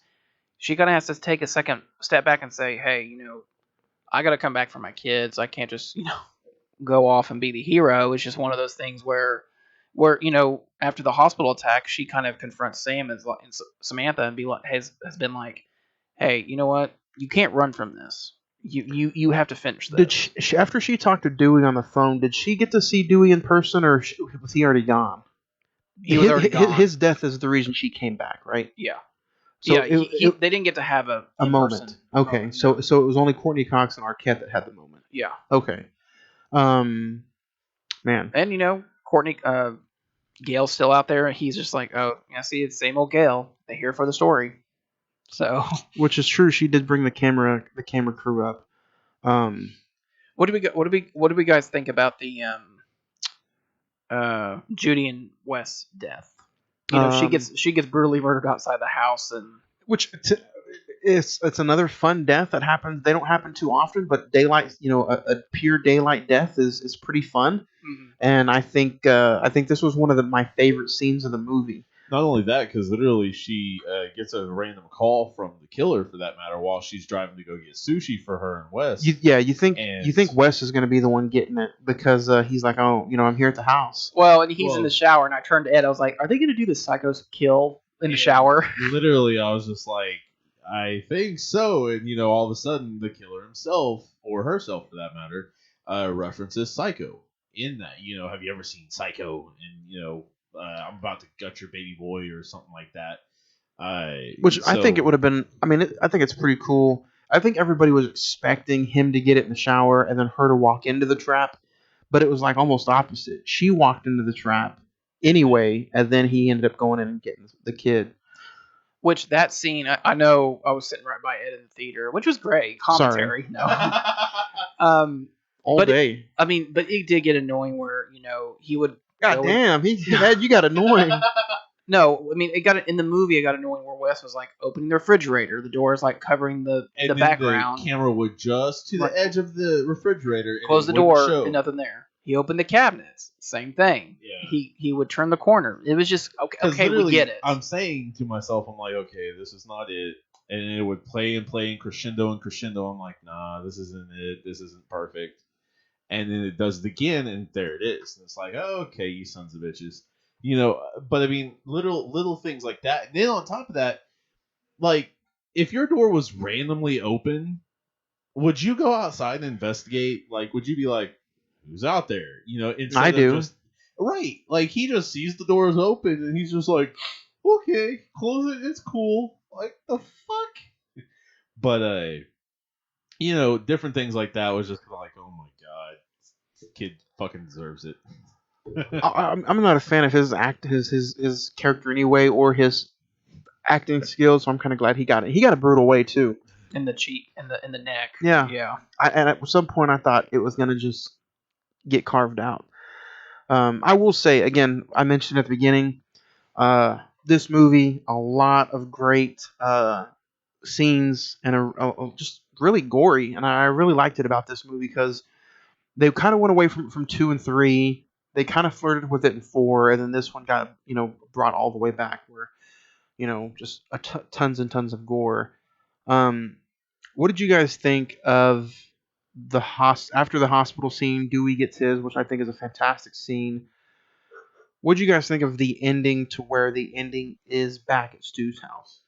At first, I didn't recognize it. I really didn't, and I was kind of and I didn't recognize it until Gail brought it, or Sydney, one of the two brought it up. I think Gail brought it up on her cell phone maps. It was like, it was sitting and they're like, oh god damn it. Oh yeah, that's the only time I was like, holy shit, it's the original ending. Like, they're literally paying this to the T. Well, when the boyfriend, what's his name? Richie says, what's the address? And she gives him, I was like, there it is. Well, literally, I didn't even think about that at all until, like I said, until they pointed that out, and I was like, oh shit. And then, right after that, it's kind of a funny It's a thing. unique address because it's only three numbers. It's like 620 something lane, and but I do think that it was good. And see, my theory, I'm gonna throw my theory out there. The moment that you got introduced to Billy's daughter, the moment you got introduced, these guys don't want to look at me, so I'll look at you guys. The moment you guys get introduced to Billy's daughter, or you guys get introduced to the nephew of Stu, and then Randy's niece and nephew, you're like, okay, they've kind of pointed everybody out. If Billy has a daughter, wouldn't that be fun if Stu's daughter was in this movie? So my whole thought process was, there had been rumors that maybe Matthew Lillard might make an appearance in this movie since, some others might be making an appearance. So I'm sitting here like, maybe the girl who is the killer, Amber, is Stu's daughter. So I'm sitting here thinking it would be pretty cool if she helped out and she was kind of the mastermind and the body work of the killer. And the whole person behind this thought process is Stu. Like, what if she's doing this for Stu and that's his daughter? And he's, he might be disfigured or something from the events of the first one. So I thought it would be awesome if Stu was the killer and as well as the daughter. I'm like, that'd be fucking perfect. And that's how I originally was thinking that the ending was going to go, especially when they said that they're going to, that was Stu's parents' house. Yeah, you got it about 25% correct. Yeah. So. The only thing I got right was Stu's parents' house. Yeah, and Amber. Yeah, the killer. So. Because I was like, man, everything is pointing to her at some point being somebody who you can't trust. Yeah. And the scene that I thought you were going to find out was when her and Randy's niece go downstairs and like, what if you're the killer? You came downstairs with me. Yeah. So that scene right there. Which, when Mindy said, I'm the killer, and all that, the face that Amber made was too stone cold just to be like, okay, bitch. No, you're not. I am. you're a fucking idiot. Well, I mean, she makes her moment where Liv is like freaking out. She says, "No, I'm," and blows her brains out. It's like, wow. That was incredible right there. I mean, honestly, which I got to thinking about it a little bit later on after we've seen that. The little dialogues between her and Richie, for that matter, even early in the film as the first hospital scene when Sam and Richie get there, and then later on there's when she calls him Sam. Netflix. Yeah, that was just like, that sounds like someone who knows each other. You know what I mean? Like, that doesn't sound like just this brand new, Person. insult. It sounds like, okay, I've known you for a while, so Yeah. fuck you too, kind of thing. Like, that just literally, it's something that you don't even think a second thought about until you Go back and rewatch it, or just go back and think about it. Yeah. So I like the dialogue on that, for that matter. I have to say that I really do enjoy the shootout. I thought the twins were gonna die. Obviously, they came back. So they give you more new characters that if they do make another one, hey, they're coming back. So you got the two twins that'll come back, and then you obviously have Samantha sisters. And her sister, and then really that's it. Nev Campbell, Sidney Prescott is gonna go back to her hometown.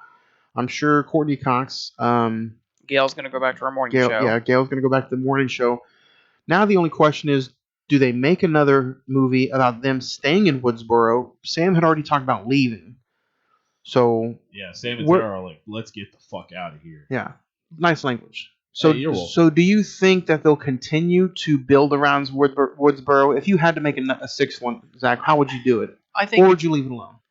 Well, I would personally just leave it alone, because I think, if you're trying just to make a whole new generation know what Scream is, I think this is the perfect way to do it. And then if they're interested, go back and watch the original 3 and 4 if you want to. But if you're going to, which, this made money, it dethroned Spider-Man off the top box office chair, I think they need to get out of Woodsboro. I think they need to go somewhere else. I think they need to, just have a whole new environment, new playground. New playground, as you would say. But I mean, it's just, I feel like, I don't know. I personally don't think they need to make an. Don't need to make what, though? I don't think they need to make another one, but I'm sure they will eventually. I was about to say, yeah. Hey guys, everybody out there in podcast land and YouTube land, this is Juan with the Cine-Men Movie Podcast, letting you know that this episode is also brought to you by OKC Soda Company. It's the craft soda company of Oklahoma with super unique flavors like strawberry milkshake, blueberry, and orange cream soda made with pure cane sugar and natural flavors. Visit them at okcsodacompany.com right now, or pick up a 6-pack of OKC soda at your local Homeland right here in Oklahoma. It's the only soda and the only beverage of the Cine-Men Movie Podcast. Oklahoma City Soda Company. Comes a tall, handsome man in a dusty black coat with a red right hand. Do we need to do Hellboy? Because I feel like you play that song every day, every episode. This is the Scream song. It's in all the Scream movies. Yep. It's also on Hellboy. Which one? The Ron Perlman one? Yeah. Which that song was actually being played while what was his Stu's nephew was being killed. It was. Yeah. It was in his car. I know. Good eye, Ed. Good eye. That's why. See, that's why you're here. You're welcome. That's why you're here. I thought because he was a soundboard, but all right. Yeah. Well, now that people actually see and know what the hell you look like, I don't think you can be. Oh shit. Now that we're on YouTube, you kind of just have to watch your mouth a little bit. Yeah. You don't know how to do that though. I don't think that's gonna happen, but all right. You want me to take my eyeballs out, turn them around? Yeah, sure. Do whatever you got to do. I'm gonna need you to shave a little bit too. Get that reference. Yeah. But do you think, going off your question, do you think they need to make another one, or do you think they should just leave it right here? I think, personally, this is a good stopping point for the legacy killers, or for the legacy cast members. I think Sydney can wash her hands of it. Gail, none of them have to come back. Dewey's gone. They don't have a reason to come back. And I think this would be a perfect way to just kind of let things go. You have no other motive out there, you know. And I did like the explanation of how they met on Reddit. You know, it kind of took me back to Scream 2 and how Billy Loomis's mom and Mickey met on serialkillers.com or whatever. So I do like how it did mention how they met, because it's like, hey, if they met on there, there's other weird ass people out there, and there is to this day. Oh yeah. Whether it's the dark web, whatever's out there, farmersonly.com. There's a lot of people out there. There's a lot of people out there that you can, probably tie into some of this stuff. So I truly farmersonly.com. What the hell is that? Like, it's a real website. But no, it's not that it's whether it's real or fake. It's just like, why that one? Because there is probably websites out there that's like serial killers only, or chopmeatupforme.com, something like that. Chopmeatupforme.com. But there's stuff out there like that for people that have those serial killer problems to talk to and vent. Turn to the camera, Johnny. This is the creator of that website. So, I do like the realistic aspect of seeing how those two did meet on Reddit. So if they met like that on Reddit, who else can meet out there like that? It's just a matter of time, I think, until they do push out maybe another movie, because of how much money this one makes. I mean, we've said it since day one. Horror movies make money at the box office. Yep. Everybody likes to be scared. Everybody will go and see it. The Bye Bye Man, Zach, your favorite horror movie of all time, made a shit ton of money at the box office. The Slender Man, that movie's terrible, by the way, but it made a lot of money at the box office. Well, because of what area it's coming Countdown. from. I think that movie made some money. It made enough money for a sequel, and you know what? Countdown wasn't that bad. It's not. It's better to. You only chose that because of the person who you went to go see, and you skipped out on the Joker. That's why. Yep. You gotta remind me of that, don't you? And he went to farmersonly.com as well. I did not. So you guys can check out all of our episodes, Spotify, Anchor, Podbean. Some of them are hitting the YouTube page. Send us in some emails at cinemen921@gmail.com. We read emails out every episode, like we're going to do today. I'm not going to read a lot because there's a lot that I'm saving for the top 5 plus 5 movies of 2021. So I'm going to read a few today. But guys, we do this for every horror movie that we do. Zach, what was your favorite kill? Dewey's. I mean, that was, I think, probably the brutal of the entire, the most graphic of the entire film. And I think it was a tragic but kind of an awesome send off for Dewey. So I would agree, but just to be a little bit different, Dewey's was great, but Wes was also going to be my second favorite. So I'll say behind Dewey was Wes. Edward, what about you? That's kind of a unanimous thing. Dewey definitely was the highlight kill out of the entire movie. The one I would go ahead and put, in my opinion, right behind him would be Olivia's, just because how random not random it was, but how surprise, and all that. Boom, blows her freaking head off, just out of nowhere. So I mean, that I like that just because of the. Oh, you mean Liv? Yeah, Liv. Olivia was from the 4th movie.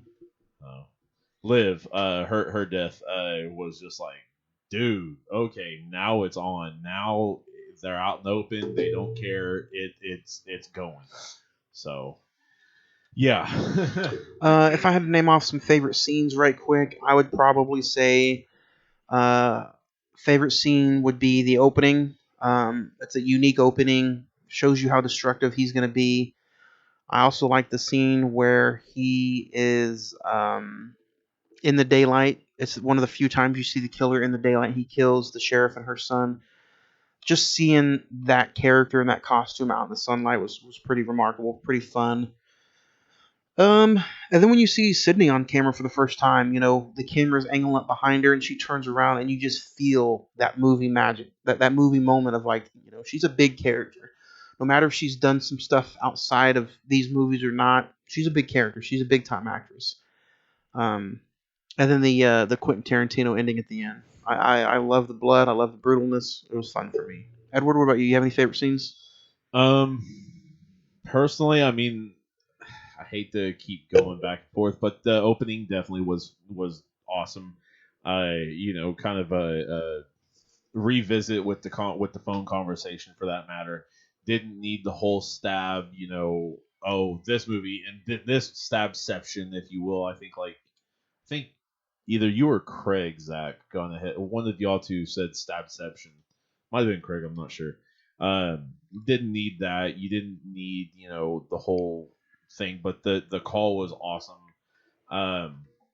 As far as even the group get together of the kids and all that, explaining different things. From when. Oh yeah, that was a fun scene at Randy's sister's house. Yes, yeah. When Richie and Sam, get together and go to Dewey's place, and then right after that they go to exactly Stu's sister's place, fun, Randy's sister's place. That was awesome, I thought. So yeah. Zach, what about you? I'm gonna say the hospital attack scene, not only leading up to Dewey's death, but actually just kind of like Tara having to will herself into the trying to get out of the hospital, but and the pain she gone through in that too. Yeah, and Richie was trying to go in there and help her, and then he gets attacked. Obviously, Dewey's death, and then probably when Sam finally gets her quote unquote revenge on Richie, it's a brutal kill. I mean, it kind of like harkens back to some of the other films, and I think it's very animalistic in a way, and it's also you could tell like she is related to Billy. See, that was my number 3 right there, because that was just like her. I mean, it was almost an insatiable feeding appetite. Yeah, I mean, she gets on top of him and just like goes at work. Goes to work. There had to been like 40 stab wounds in that dude by the time she was finished. She gets on top of him and goes for what? Womp womp. Yeah. So we hope to do some more stuff with YouTube here.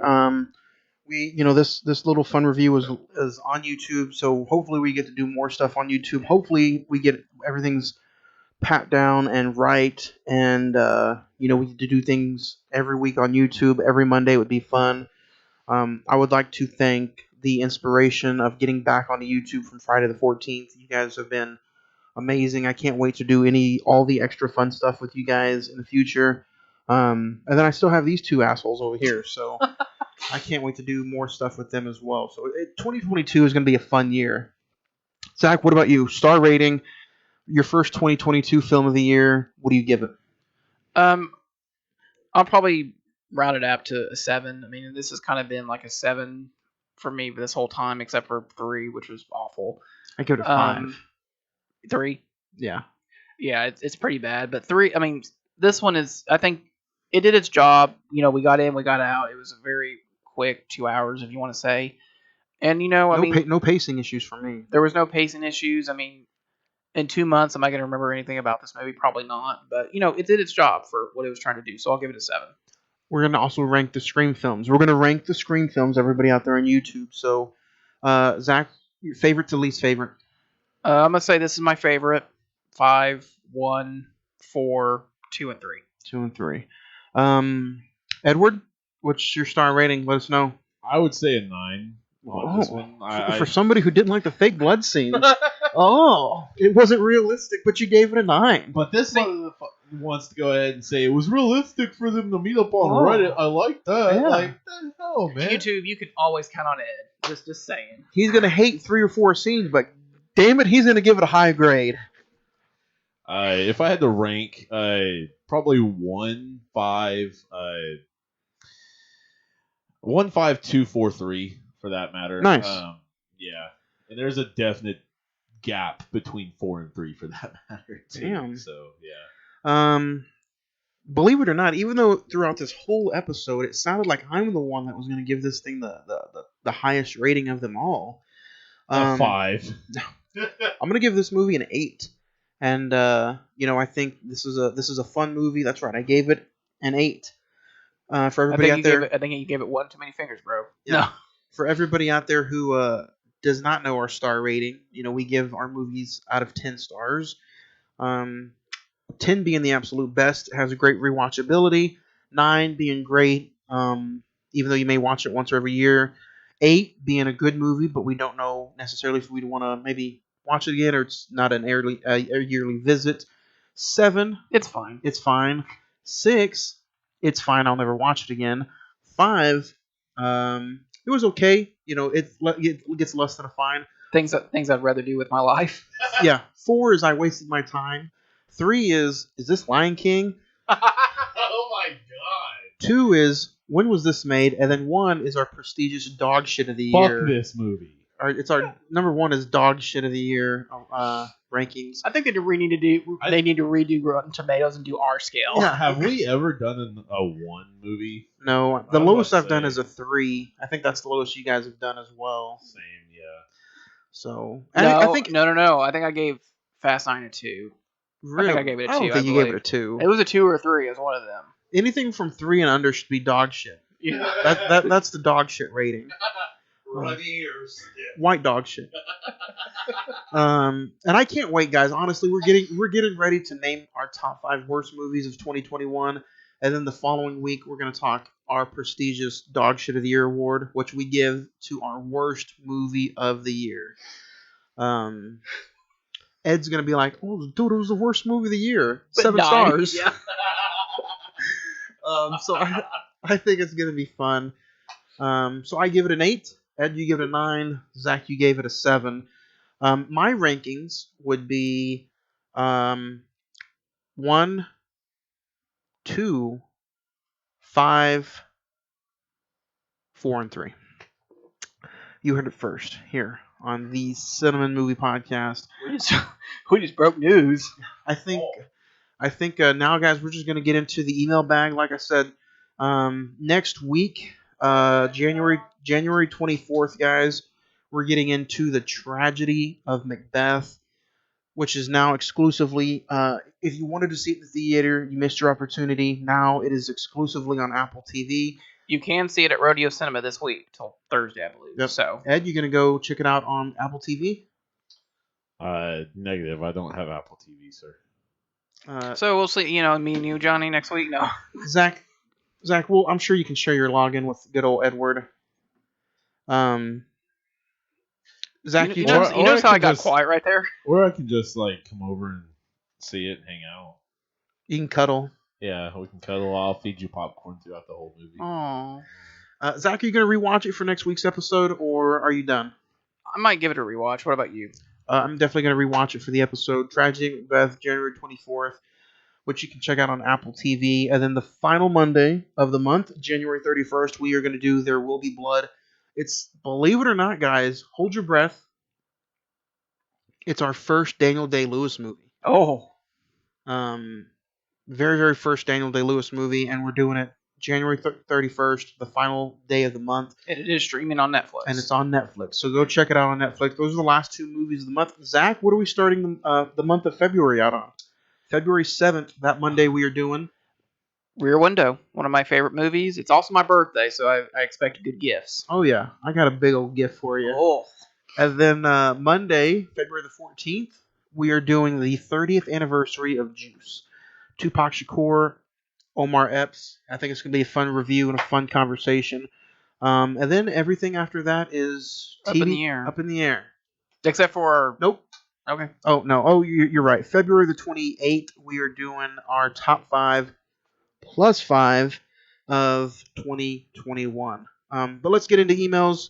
You guys can send us emails at cinemen921 at gmail.com. Fun conversation. So, Ed, do you have anything you're looking forward to? Are you looking forward to the tragedy of Macbeth? Yeah, Be Yeah. real. Be honest with us. I mean, I don't know. I don't know anything about it. I know some of the play. Don't get me wrong. Other than that, I know nothing about it. So I don't know. That is next week's movie, so it should be a fun conversation. Nick emails and says, Scream 22 is the most fun I've had in a movie theater since Halloween Kills. Absolutely loved it. Good requel. 9 stars.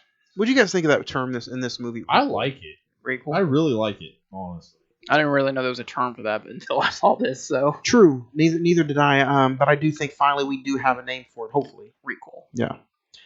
Anthony says Scream 2022 is definitely is the definition of a great sequel. I couldn't be happier. The best since the original 10 stars. Ooh. Wow, okay. Oh, yeah. 10 stars. 5 plus 5 is 10. Good math, guys. That's why he gets paid the $10. $10. Henry says my top 5 shows that you guys did last year in this order: 5, Eternals; 4, Jason vs. Freddy; 3, the Spider-Man MCU talk; 2, Halloween Kills; and number 1, Spider-Man No Way Home. So, if I'm not mistaken, all of those were episodes I was not in. I thought you talked Eternals. No, he wasn't here on Eternals. Wait, go through them again? I hadn't. You've got You were on the Friday the 13th? Freddy vs. Jason? No, he wasn't. What else? God damn, Zach. You did the Spider-Man bonus reviews? You did a couple of the Spider-Man ones. Did you do the one where we talked Homecoming and Far From Home? Or did you do Amazing 1 and 2? 1 and 2, amazing, yeah. Okay. And then he wasn't on. You were on Halloween Kills. No, you wasn't. watched it. No, I watched it, yes. But he I wasn't on the not in review. What were you doing? I think he was out of town. Did you go to Bartlesville that weekend? Not in October, was it? No, it was in that December. Was just December, yeah. No. What'd you do near Halloween?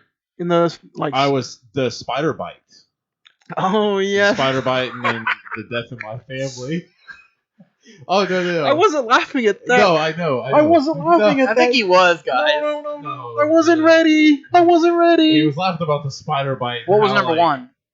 Spider-Man No Way Home. Oh, he wasn't on that one anyway. So any episode that Ed wasn't on. I think that's just coincidence. Henry doesn't know you. Henry, we're cool, bro. We're cool. If that's the reason, it's cool. I don't mind it. I just think that's kind of funny. Spider-Bite. That's hilarious, yeah. He was Spider-Man because of Spider-Bite. That's pretty wicked, though. Yeah. Yeah. For those, but I mean, it's not serious because for those of you that don't know, Edward almost passed away because of the Spider-Bite. He was pale. He was in the ICU for probably 70 for probably about 72 hours. He had extreme diarrhea. He was in the ICU, guys, because of a black necklace spider bite. So, just to let y'all know, Johnny has no clue what he's talking about. I do. Check it out. You heard it first. Edward almost died. Spider bite. And look what's behind him. The Spider-Man poster. It's down. It's literally right behind you. Yeah, so I'm just glad that we're not playing a memorial video for you. You said fuck that spider. Ain't no spider gonna kill me. Watch now I get bit by another one. I swear. Kendall's top 5 fourth installments include Matrix Resurrection at 5, Terminator Salvation at 4, The Predator at 3, Saw 4 at 2, and Breaking Dawn Part 1 is number 1. Okay. Some randomness in there. Why is it randomness? It's a 4th installment. We love Twilight here. God damn it. Yeah, you better be Team Edward. Which, I'm always Team Edward. Yes, sir. Which I'm going to throw it up on a poll if you guys think we should review Twilight or not before we go talk to Batman. I think so. Might as well. I think we should do one of his, it's his first big movie that he has all by himself. And then, I think it's going to be fun to contrast how people made fun of him in that movie compared to how badassery he looks as the Batman. Dude. Can't wait. So, yeah. Derek's his 5 favorite episodes from y'all last year were number 5, Spider-Man bonus episodes. He doesn't say specific, just Spider-Man. Black Widow. Number 3 is the Mortal Kombat Bitch Fest. He says. He said it was a fun bitch fest. Number 2. That was probably towards me, to be honest. I didn't like it either. Because remember I complained that I was like, how are you going to call Mortal Kombat a movie and there's no tournament in the movie? Yeah, that's true. Number 2, The Killing of a Sacred Deer, A24. Sorry. And number 1, his favorite episode that we talked about last year, Spring Breakers. Oh, okay. Steven's top 5 most anticipated films of 2021. Number 5, Top Gun Maverick. Number 4, Jurassic World Dominion. Number 3, Edward, you're going to love this. Aquaman 2. Oh. Number 2 is going to be The Flash. And number 1, Jordan Peele's Nope. Yeah. Well, at least you have 4 out of 5 that are good. And then we're going to end it with a Scream review, and then the rest of them are top 5 plus 5 of the years we're saving for in a few weeks. Daniels says, Scream is a fun thrill ride. It kept me guessing and entertained the whole time. 9 stars. Yeah, I think the fans of this movie are happy, and I also think horror fans are happy. So I think it did its job. It was a win-win. Yeah. For everybody out there on YouTube and the YouTube land, thank you for checking us out on this Monday night, Tuesday morning. It was such a fun episode, a great way for us to come back on YouTube. So thank you for joining us for this hour and 25 minutes. See everybody next week when we talk The Tragedy of Macbeth. For our YouTube fans, I'm also trying to find some way. Zach, if you want to be a part of this, you can. But I think me and Ed are going to have a reaction video to the first Jackass. So I don't know how we're going to record it, but we're going to make it a YouTube exclusive, and we're going to have a Jackass 1 and a Jackass Forever YouTube exclusive. So it's going to be fun. And that's for YouTube only. Check us out. So as far as everybody out there in podcast land, thank you for joining us for this episode on Scream. Zach, do you have any final nails in the coffin that you want to talk about before we go into the Tragedy of Macbeth next week?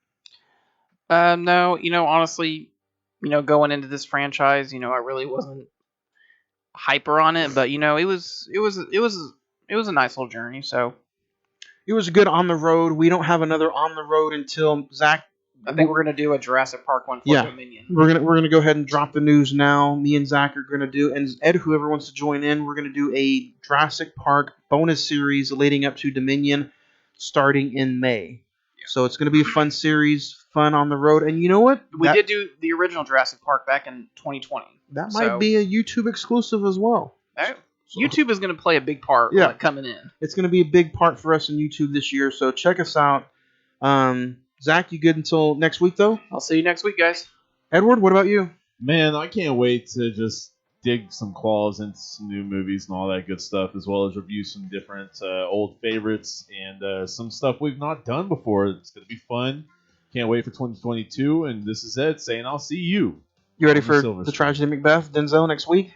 We will see. Just got to see the movie, that's all. But yeah, this is Ed saying I'll see you on the silver screen. All right, guys, don't forget, check us out next Monday, January the 24th, as we talk Denzel's new movie, The Tragedy of Macbeth, coming from you straight from A24 next week. Also, don't forget, we are doing our top 5. And don't forget, guys, next week we're going to talk our top 5 movies based off of a play. So join us next week as we talk The Tragedy of Macbeth right here on the Cine-Men Movie Podcast. Living your life. Something's right, something's worth the battle. When I feel like something is wrong, something is worth the fight for. Don't take it away, just leave